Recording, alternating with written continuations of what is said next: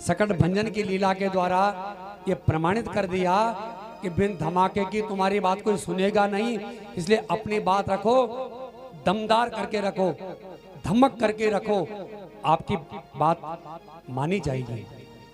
क्योंकि ये दुनिया है, ये आपके निवेदन को नहीं सुनेगी। महाराज ऐसा कर दो ना, प्रथम निवेदन ठीक है, अन्यथा अब हम आपसे जवाब मांगेंगे, आपको करना होगा, क्योंकि इसी के लिए आपको चुना गया है। आप करो, बहुत अच्छी बात है। हमारी राष्ट्रवादी सरकार है, हम स्वाभिमान से कह सकते हैं, हमारी सनातनी जनता ने राष्ट्रवादी सरकार को चुन करके भेजा, लेकिन भेजा इसलिए नहीं कि आप केवल सत्ता का उपभोग करो। बहुत इस पर संदेश है, इसलिए भेजा कि आप सनातन धर्म को इस भारत भूमि पर समृद्ध करो और सनातन की समृद्धि का सबसे पहला गौ हत्या बंद हो। दूसरा, सनातन धर्म में जो धर्मांतरण हो रहा है वो बंद होना चाहिए और अविलंब होना चाहिए। और अब तो सनातनी जनता ने आपको एक और प्रमाण दे दिया कि हमें आपसे और भी आशा है। मैं अभी प्रसंग आया है, तो इसी प्रसंग में मैं अपने संपूर्ण भारत के सनातनी समाज को, अपने सनातनी भाई बहनों को, सबको हार्दिक बधाई देता हूं कि आपने एक बार फिर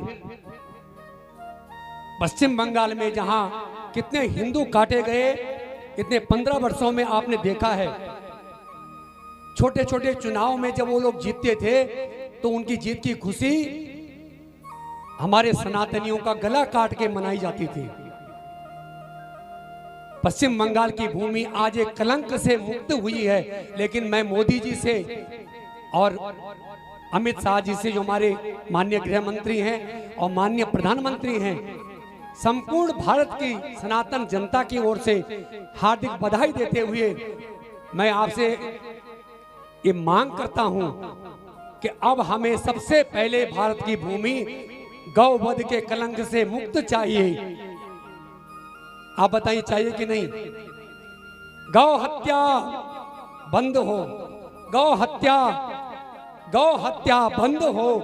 गौ हत्या पे आपको अविलंब, और मुझे लगता है आपको सनातन धर्म, देखो सनातन जनता ने आपको इतने ऊंचे पद पे बिठा दिया जहां कोई सामान्य व्यक्ति कल्पना नहीं कर सकता। तो मुझे लगता है कि माननीय प्रधानमंत्री जी को, माननीय गृह मंत्री जी को, संपूर्ण भारत की सनातन समाज को अब एक उपहार देना चाहिए। सबसे पहले गौ हत्या पे तत्काल कठोर कानून लागू करना चाहिए, करना ही चाहिए। और दूसरा काम, तत्काल धर्मांतरण पे कठोर कानून लागू होना चाहिए, क्योंकि सनातन धर्म इस भारत का, केवल भारत का नहीं, संपूर्ण विश्व का और संपूर्ण मानव जाति का धर्म है सनातन धर्म। धर्म एक ही है, वो सनातन है। वो सबको चाहता है, वो सबको गले लगाता है। उसने कभी किसी पे प्रहार नहीं किया, और आज हम इतने प्रहार झेल रहे हैं, लेकिन अब नहीं झेलेंगे।